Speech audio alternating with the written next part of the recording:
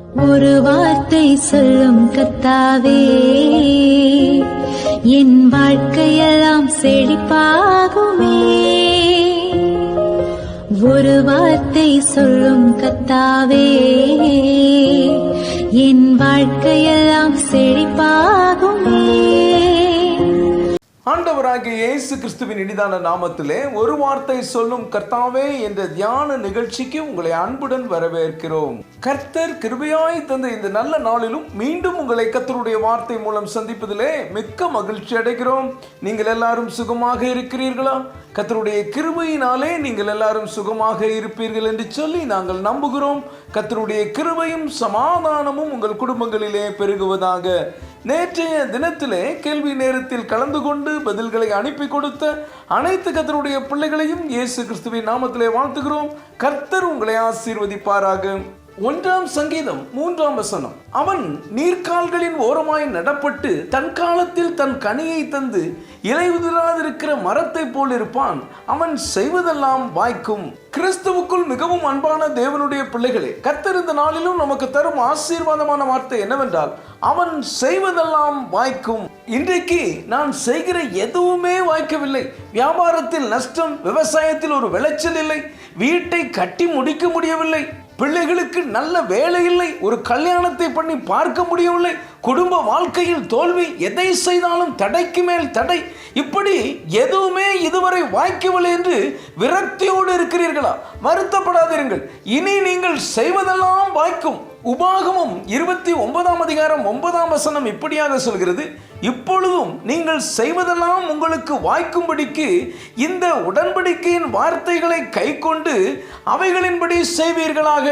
எனக்கு அன்பான தேவனுடைய பிள்ளைகளே, நாம் செய்வதெல்லாம் வாய்க்க வேண்டும் என்றால் நாம் செய்ய வேண்டியது என்ன தெரியுமா?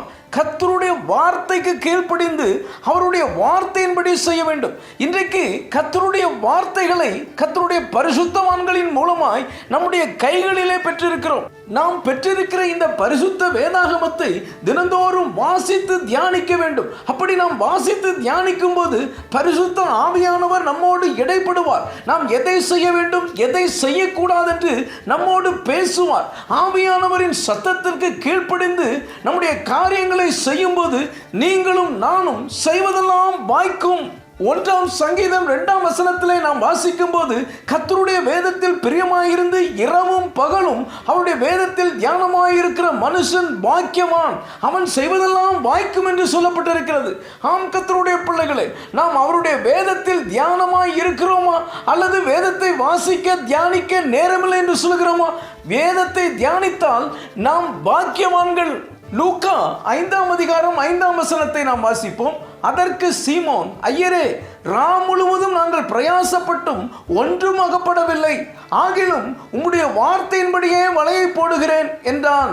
இங்கே சீமோன் பேதுருவும் அவனுடைய கூட்டாளிகளும் கடற்கரையிலே தங்களுடைய வலைகளை அலசி கொண்டிருக்கிறார்கள். அங்கே வந்த ஆண்டவர் இயேசு கிறிஸ்து அங்கிருந்த ஒரு படகில் அமர்ந்து கொண்டு போதகம் பண்ணுகிறார். அந்த படகு சீமோன் பேதுருவுடையது. பிரசங்கம் முடித்தவுடன் சீமோனிடம் படகை ஆழத்தில் தள்ளி கொண்டு போய் வலை போடுங்கள் என்று சொல்லுகிறார். சீமோன் பேதுரு ஆண்டவரிடம், ராம் முழுவதும் பிரயாசப்பட்டும் ஒரு மீன் கூட கிடைக்கவில்லை, ஆனாலும் உம்முடைய வார்த்தையின்படி வலையை போடுகிறேன் என்று சொல்லி வலையை போடுகிறான். என்ன ஆச்சரியம்!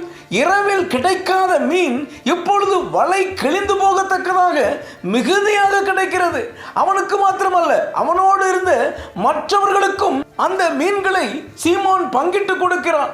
எனக்கு அன்பான தேவனுடைய பிள்ளைகளே, சீமோன் பேதுருவை போல இதுவரை என்னென்னவோ செய்து பார்த்து விட்டோம். வியாபாரத்தில் எந்த ஒரு லாபமும் இல்லை, குடும்பத்தில் ஒரு ஆசீர்வாதமும் இல்லை, இதுவரை ஒன்றுமே கிடைக்கவில்லை என்று சொல்கிறீர்களா?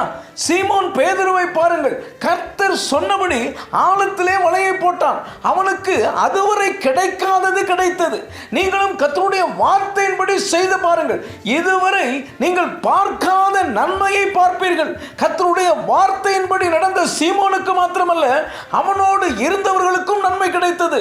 அதுபோல கர்த்தர் உங்களையும் அப்படியே மற்றவர்களுக்கு ஆசீர்வாதமாக வைப்பார். செய்ய வேண்டியதெல்லாம் ஒன்றே ஒன்றுதான், அவருடைய வார்த்தையின்படி செய்ய வேண்டும். நீங்கள் செய்வது எல்லாம் வாய்க்கும். நீங்கள் பசுமையான மரத்தை போல இருப்பீர்கள். ஜெபிப்போம். அன்பின் பரலோக பிதாவே, இந்த நல்ல நேரத்துக்காய் நன்றியோடு உம்மை துதிக்கிறோம், உம்மை ஸ்தோத்திரிக்கிறோம். அவன் செய்வதெல்லாம் வாய்க்கும் என்ற வார்த்தையின் மூலமாய் நீர் எங்களோடு பேசினதற்காக நன்றி தகப்பனே. இந்த வார்த்தைகளை கேட்டுக்கொண்டிருக்கிற உடைய பிள்ளைகளுடைய வாழ்க்கையிலே, அவருடைய வியாபாரத்திலே, குடும்பத்திலே அவர்கள் செய்கிறது எல்லாவற்றையும் நீர் வாய்க்க பண்ணுகிறதற்காக ஸ்தோத்திரம். இயேசுவின் மூலம் ஜெபிக்கிறோம் நல்ல பிதாவே, ஆமென், ஆமென். இன்றைய கேள்வி, ஆண்டவர் இயேசு கிறிஸ்து யாருடைய படகில் அமர்ந்து பிரசங்கம் செய்தார்? ஏ லூக்கா, பி யோவான், சி பிலிப்பு, டி சீமோன். இந்த கர்த்தருடைய வார்த்தை உங்களுக்கு ஆசீர்வாதமாக இருந்திருக்குமே ஆனால் தயவு செய்து லைக் பண்ணுங்கள். உங்களுடைய நண்பர்களுக்கும் உறவினர்களுக்கும் வாட்ஸ்அப்பில் இருக்கிற அனைத்து குழுக்களுக்கும் அனுப்பி கொடுங்கள். தொடர்ந்து நம்முடைய RCM மிஷனரிமார்களுக்காக ஜெபித்துக் கொள்ளுங்கள். கர்த்தர் உங்களையும் உங்கள் குடும்பத்தின் பிள்ளைகளையும் ஆசீர்வதிப்பாராக.